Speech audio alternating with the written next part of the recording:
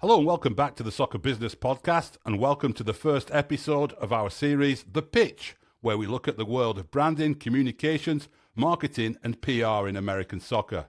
In this episode, we're going to be looking at soccer branding and soccer as a brand. What is the soccer brand? What defines soccer in terms of its appeal to commercial partners? And how can clubs leverage their brands to attract sponsors? I'm joined today by the Soccer Business co-founder, Paul Woodhouse, whose background is in digital marketing, and two very special guests, Brian Quarles, Chief Creative Officer at Revolution, and Shawn Francis, an Executive Creative Director who's worked on soccer projects for Nike, EA Sport, and MLS, among many others. So Brian and Shawn, tell us a little bit first about your professional background and your involvement with soccer in particular. Shawn, why don't you kick us off? Yeah, sure. My involvement with soccer it really started as a love of the game, but almost more a love of the culture of the game and actual playing it itself.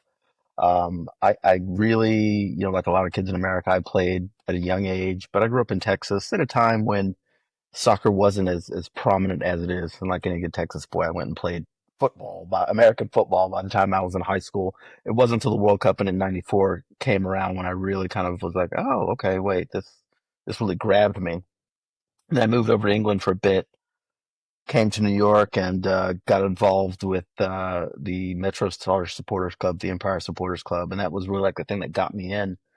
And then, I was just a fan. And then one day it just sort of dawned on me that there was like a white space back when blogs were a thing and we all thought blogs were going to be our way to riches. But there was a white space where no one was talking about fun stuff on soccer blogs, right? Everyone wanted to be a proper journalist and wanted to break news and do transfer stories. And I was like, hang on, no one's talking about David Beckham's ridiculous haircut of the week or anything like that. So started blogging, which turned into went from blogging independently to blogging for Major League Soccer, starting their social media, and then going from there to the agency world where it was, doing social media for Nike Soccer, which was my first social media and my first agency rodeo, which I think about that now, which is totally wild to think that my first social media client as an agency was Nike. But that just kind of snowballed into working with a lot of partners, everyone from, say, someone like Nike who's on the apparel end to Heineken, who is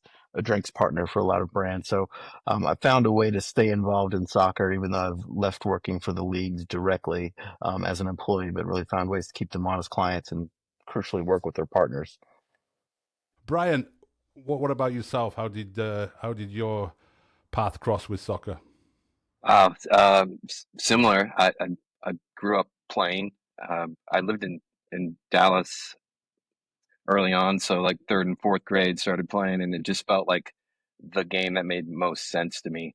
And what I loved about it is you could have a weird haircut, back to those weird haircuts, Sean. Like the idea that it was kind of a global language, so you could talk to Mm. anyone by just this connectivity through this ball. And I spent most of my career not trying to have a career. Like, how do I find different jobs in music or skateboarding or other things that it didn't find a traditional path into working as a marketer until I realized like that's kind of what I was doing. And I loved the idea of the culture in and around soccer and football. It felt very familiar and connected to so many other things I was passionate about. A chief creative officer at Revolution. We're a global sports marketing agency. I'm based in Chicago, and we've done a ton of work in and around soccer and football. And some of that's because for me as a sports marketer, it feels like the place that an interesting audience lives, right? If you want to find a young, diverse, tech savvy audience, it's in soccer and football. And that audience will tell you if you're doing it well or not. And that's a Mm. fun place to play. And that's a fun place to take brands and add value and be part of the fabric of community and culture and that community reward brands that show up and do things in the right way.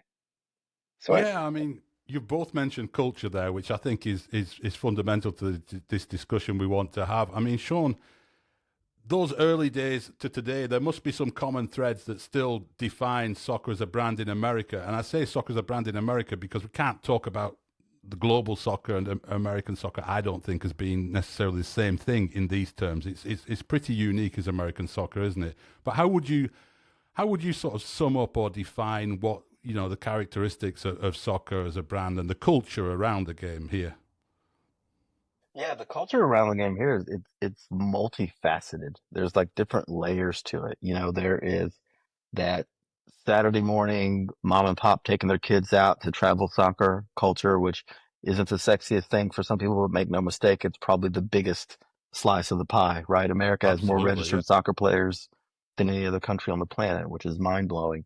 Um, there's that piece. And then you have the piece where it's, here where I'm at, New York, New Jersey area, there's that whole downtown cool kids soccer Bible area of soccer, right? That place of really sexy kit unveilings and great parties that have a lot of famous people there hanging out, and you're all really jazzed that such and such is a soccer fan. And then there's that other piece of it too, where there's the guys that working class Latino immigrant piece of New York City too, right? Where you go to Corona Park on a Saturday, and that's a bunch of guys who've worked hard all week, and they're gonna play soccer and have a couple of beers afterwards, and just play pickup and just feel like they're 20 again, even though they're 40, right?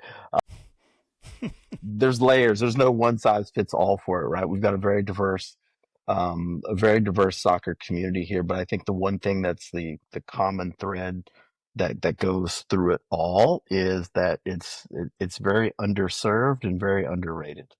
You know, Mm. I think it's one of those things where it reminds me of my background before I got into sport and marketing was music. And my favorite band growing up when I was young was Depeche Mode. I remember reading an article in Spin magazine where someone described Depeche Mode as the thinking girls pop band. And I kind of feel like that applies to soccer in America. It's like the thinking person sport. It's the team sport for people that don't like team sports. Yeah, You know, facts. what I Yeah. mean? It's like there's something there where it's like it's like you like sport, but you don't want to be part of the Buffalo Wild Wings kind of. I'm going to sit down and Hmm. watch 18 games and drink a pitcher of beer. Nothing wrong with that by any stretch, but that's a very basketball March Madness thing right now, right? It's a very fall NFL thing. It's a different mentality I think that a lot of soccer fans have, and I think a lot of soccer fans in America they want to be a part of sport, but just in a different way. Yeah, I mean that to me is what makes it different from football in Europe is that if you go to a stadium in Germany to a Bundesliga game, the two things that hit you straight away when you get there are like beer and sausages, and it's very similar to an NFL sort of tailgating scene or something, and it's a working class, it's a traditional factory town type thing to do. Is going to a football game there, and when I go to college football games here or something, that feels, or NFL games, that feels more familiar to me than going to an MLS game. And actually, when I took my wife to an MLS game, and she noticed that immediately, having grown up going to games every now and then in Italy, and feeling a little bit threatened by the sort of aggression and the sort of politics and that kind of stuff that come from the ultras.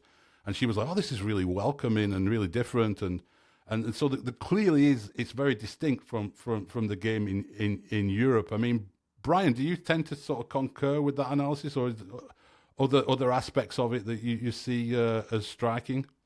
No, I agree with Shawn. I think it's so fun to look the ecosystem of soccer in the US is crazy. There's so many different levels of it. Even on the youth side, it's like I don't have kids playing on the youth side anymore, but there's a new league, there's a new thing, a new tournament, a new like everything is changing and evolving. It's a very difficult and tricky ecosystem to navigate. It's like you need a translator. And I think that brands that show up and want to participate have to have someone that understands how to navigate and where to go. I mean, we can watch more matches in the US than anywhere in the world.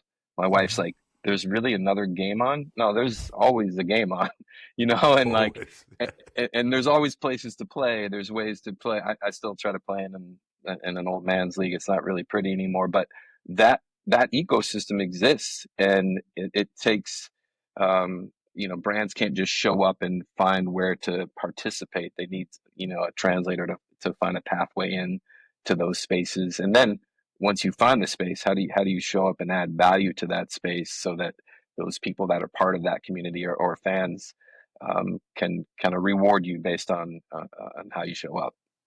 But it is a space that, for want of a better word, you could describe it like you were saying, Shawn. There, it's kind of an alternative scene, isn't it? Really, to the mainstream sports world.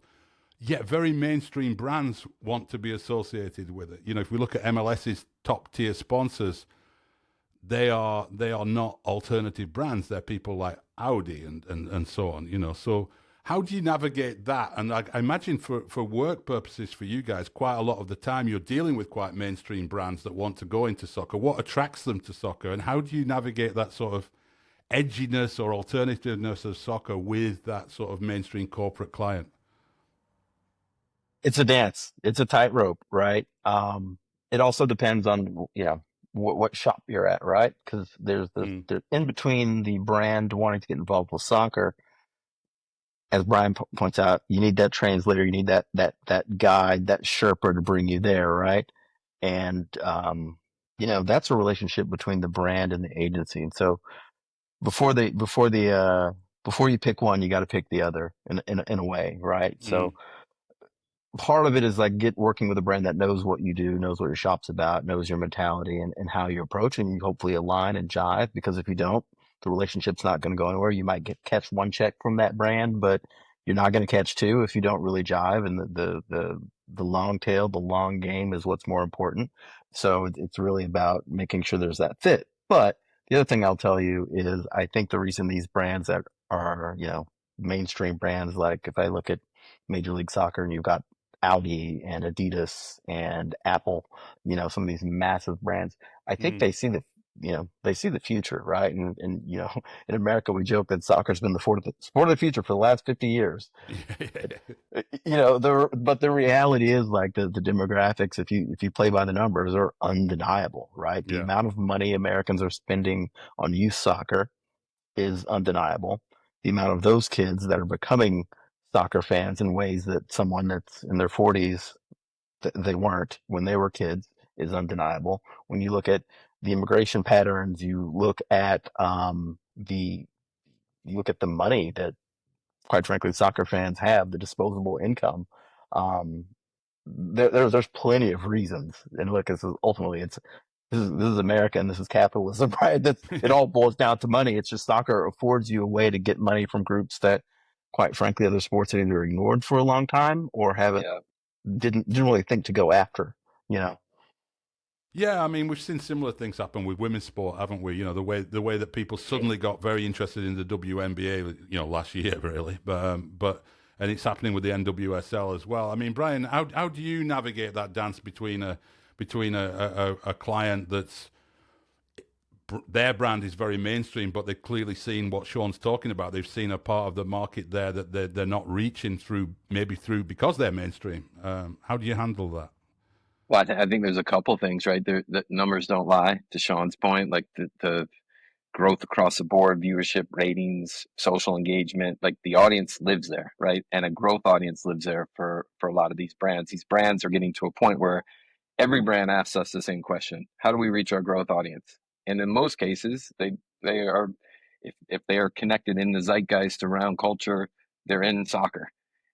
We're also some of the first marketers probably that grew up playing the game or having an affinity for the game and Hmm. having kids that play and being part of the fabric of community that is soccer. And I was gravitated towards it because it was like skateboarding. It was punk rock. It was like hip hop. It was a place that felt a bit fringe, and you could craft and create this do it yourself sort of mentality.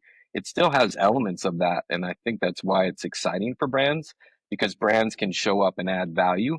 And if they add value, again, I've said this, you get rewarded for doing things in a way that add value to the experience. The audience is super savvy. We all know that there's going to be logos and sponsors and things that keep these things going. The biggest part of the ecosystem is brands fund a lot of what happens in sport. So brands showing up and finding ways to not just put their logo in and around it, but add value to it is where the success kind of lies, in my opinion. Yeah, yeah. Paul, do you want to yeah, jump in here? I was thinking, picking up on some of the points that they were saying with regards to the differences in the markets and the types of fans. The idea, the old school European fan, as it were, there isn't a choice there. you're born into football and you're born into your club. Whereas here, it's a choice. It's a lifestyle choice. But there's also that segment of fans who have come over from that football culture where they understand that it isn't a choice. So there's these two diametrically opposed factions, if you will. One that kind of has to be marketed to, and the other one that's quite easy to bring on board. And I think that's one of the key differences between. And I think America's a lot more honest in a lot of respects in the fact that it is going out and trying to attract people to football and for football and soccer, and it's an interesting dichotomy. It is. I mean, one of the interesting things that you both mentioned music as being a sort of parallel with this, and I just wonder as well. I did a session with a company that wanted to discover what the American soccer fan is like a few months back, and I was talking to them about a sort of persona that would be a Pittsburgh Steelers fan, an NFL guy, but who watches maybe Man United on NBC on a Saturday morning and who supports the US national team. Probably not watching the Philadelphia Union in MLS or anything like that, but is a casual soccer fan, but mainly an American sports guy, yeah? And that they are starting, my experience from the travel I do around with NFL and soccer is that, NFL fans are much more soccer literate now than they were 10, 15 years ago. And it's not cool to be like anti-soccer anymore, right? It used to be like those silly jokes and all that kind of stuff. How does that complicate things, Shawn? If you're starting to get the mainstream people coming into the game, and we're going to see this with the World Cup in particular, right? The mainstream people start to come into the game, and it's like, okay, that's great. We want that to happen, but it's kind of the cool band syndrome, isn't it? The second album does really, really well, and it's not just your friends at college who are into them anymore. I mean, how do you navigate that one? It's the moment. It's the moment when Nirvana breaks, right? That's what this World Cup is going to be. It's going to be the moment when Nirvana breaks, when all the people like myself who, used to go into the pub at 10 in the morning to watch games back when it wasn't on TV all the time, right?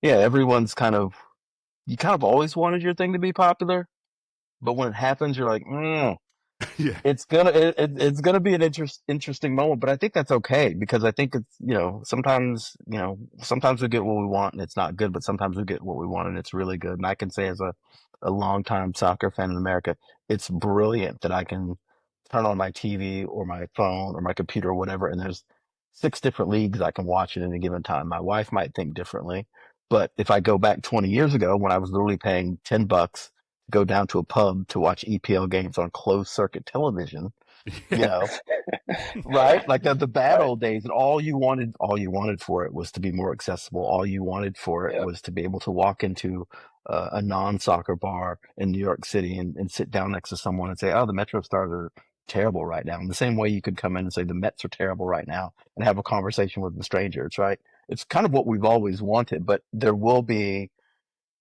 inside certain groups of the culture, yes, there will be some pushback, but I think that's okay in the greater scheme of things, right? If it means that the game is healthier here, if it means that, USL and MLS and NWSL get bigger crowds, if it means that the brands that are investing in soccer in America are spending more money to do so, that rising tide will But lift it all doesn't. You don't boats. think it confuses the market in any way or makes it trickier for a brand that? Let me throw this at you, Brian. Who are attracted to that alternative side of it, right? They like it, and they've read all the reports telling them that it's a sport by this demographic is watching it, and then after the World Cup, people are turning around and going, well, they're just the same as every other sport. Yeah, look, I think we've been saying it's soccer's biggest summer yet every summer, and it's going to be the biggest summer yet again, and then next summer is going to be bigger. But this idea that there will be a place for brands to show up. There's so many levels. I think I'm a massive fan of even like USL too, what Oh, they're doing for absolutely. young players, the pathway. And like my son played on a team here outside of Chicago, and it's just super exciting, the connectivity that these players can now have in an ecosystem that exists here. Some of the best kits in football are USL kids. Like, I mean, what Matt Wolf is doing with Vermont Green FC and the team that he's put together there is amazing. Like that main kit for um, the, I mean, that's a great kit. Like that ecosystem and those clubs and teams are you can always find the next band. Like I get it. Like the Nirvana example is exactly right, but it didn't mean you stopped listening to music. You just found some new stuff. And those conversations I think are exciting. That's, there'll just be more things to dig into and more discussion and debate, right? Yeah, yeah. And one of the beautiful things about soccer in America is it's so unlike the NFL or baseball, right? If you're a baseball guy, you watch Major League Baseball. Unless you're from Japan or Venezuela, you might follow one of those leagues back home, but you essentially watch Major League Baseball. Same thing for football. You watch the NFL, you might, if you happen to be from Saskatchewan, you might keep up with Canadian Football League, but you really watch that. Soccer in America, you can watch one of 200 leagues and be a soccer fan, right? So just Yeah. the, the, the, the ground for a brand to pull from is so fertile, even within, to use Brian's example, USL, right? If you want to do something super mainstream, you can link up with Sacramento, right? Sacramento draws big crowds, 15,000 people. Mm. They're pretty mainstream in their town. Or if you still want that alternative thing, you can go to Detroit and link up Yep. with Detroit City, which is a Oh, yeah. very different vibe, right? Very Same thing in different. MLS. Same thing with MLS. You want to go big, you go with Miami. You want to do something that's a little bit edgier, you go to Portland. There's different flavors out there. Yeah, no, it's interesting. That whole space in the lower divisions is really interesting at the moment. I think personally, from the conversations we've been having with people over the last couple of months, I think that's where a lot of activity is going to be. Maybe not the big bucks, but a lot of the activity is going to be in that space. And we did an episode with Michael Hitchcock talking about what's going on there with all the activations they've got and brands. And you see things like Auckland, what they're doing there with the Coliseum, and there's all sorts of interesting things going on. I mean, in terms of what you said right at the start, Shawn, was really striking when you said about the mum taking the kids to soccer on Saturday morning being actually that's the biggest slice of the pie. We've been messing around with a lot of research and looking around to try and get a fuller picture of the business. And we found things like the most searched for term that we came across in most countries is to do with trades, transfers, managers being fired, that kind of stuff. In America, it's cleats because it's, that's the way it is. Are they in some ways, Shawn, the forgotten part of the market? I mean, youth soccer is big business in this country, obviously, but the sexier brands don't seem to. I mean, obviously, Adidas are very involved in there, Nike are, equipment manufacturers and so on, but the sort of more lifestyle-y brands, we don't see them necessarily in that space. Do you think there's opportunities there? There's opportunity. I think the reason we don't see them in the space because it's the sport of the suburbs, and the suburbs are not cool, right? Even though Yeah. a lot of well, I mean, seriously, think of most America either comes from the suburbs or aspires to be in the suburbs, right? Like that's just what it is, right? But aesthetically, the suburbs are not trendsetters. The suburbs are not, the thing that makes other people go buy things, right? If you look at, pick your favorite Nike or Adidas advert, right? If there are people playing soccer and they're not playing in a professional stadium, they're playing in some gritty, urban, you know, Yes. Yeah. foggy spotlights, kind of environment, right? And it's like it's almost the aesthetic antithesis of what the suburbs offer. Yeah. There's no white picket fences in those clubs. Yeah. Yeah, yeah. It's hard to make it cool. The suburbs are safe and wealthy, and you know it's great to live in the suburbs, right? From a lifestyle POV. But the reality is, like when you're trying to sell something, it's not the sexiest thing.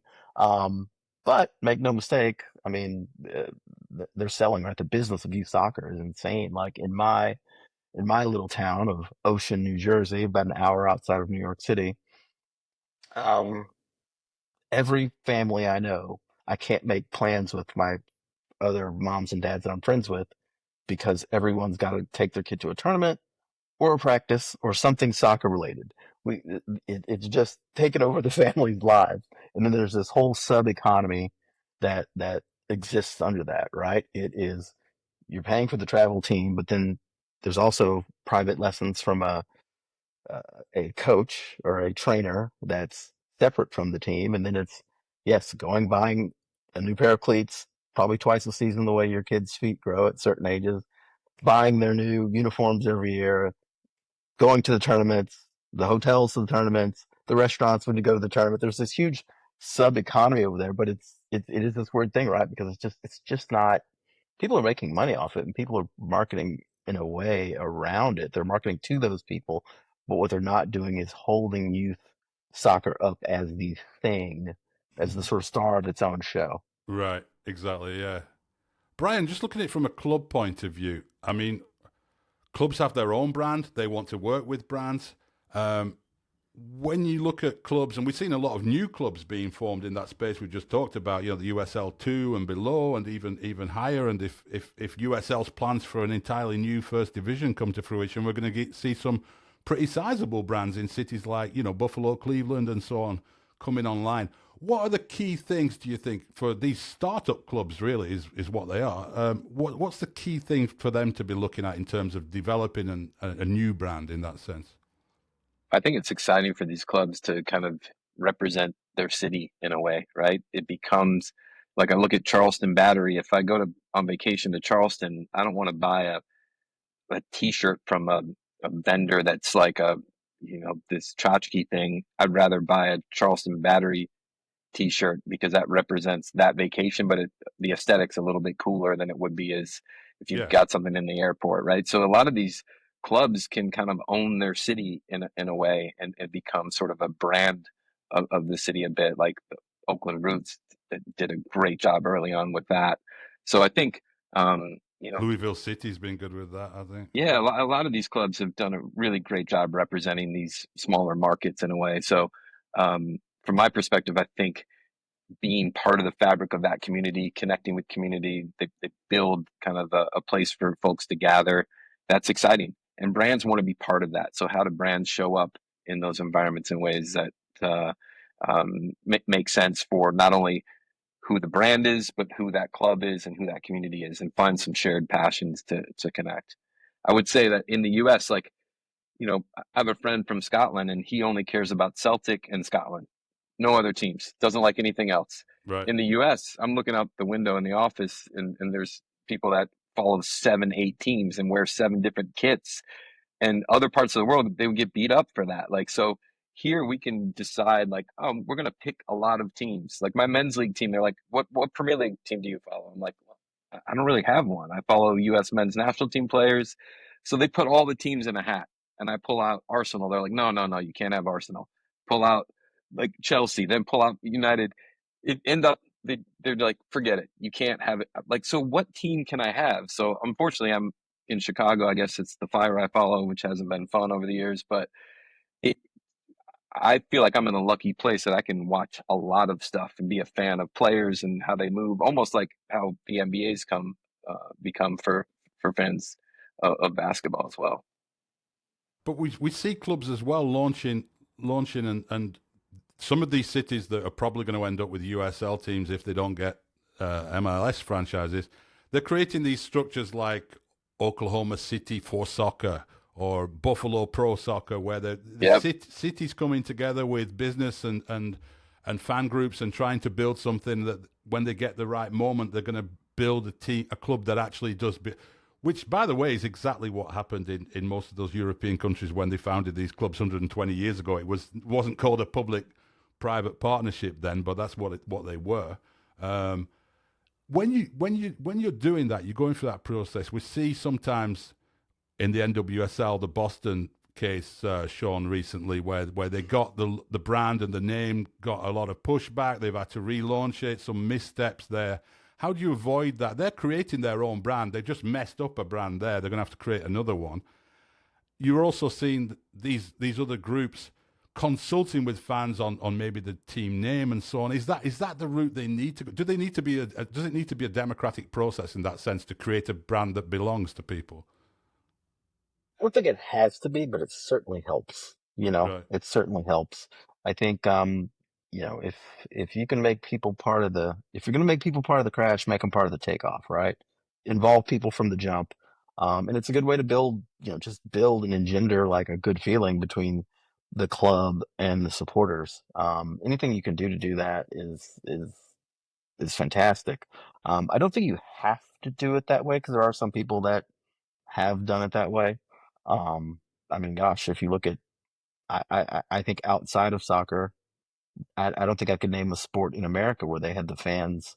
I can't think of an NFL team or NBA team where the fans named the club. I really can't think of any. There might be out there, but maybe that's just a I don't think Inter product of how Miami. long I they've mean, been around.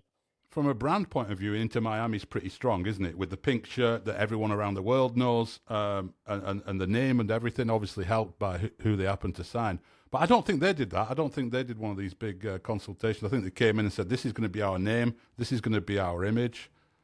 So it can work that way as well, right, Brian? Yeah.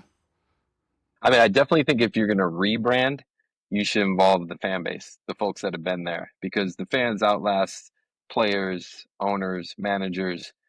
So from a rebrand standpoint, I think it's good practice to at least listen and hear what the fans have to say. I think from a new club has it a little bit easier because you maybe don't have that history to lean into. But to your point, Simon, I think it's you're seeing a lot of cities. I mean, and don't get it twisted. The money that is coming with this sport, we know what happened after '94, what happens after 26. Everyone's just getting ready to kind of catch that wave a bit. So it's exciting to see.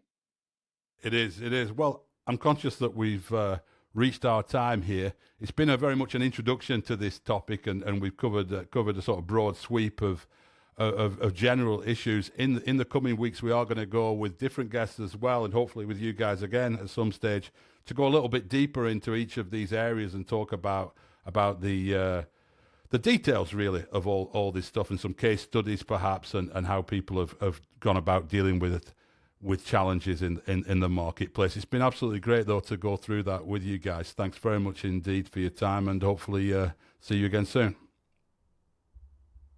Thanks. Thanks, guys.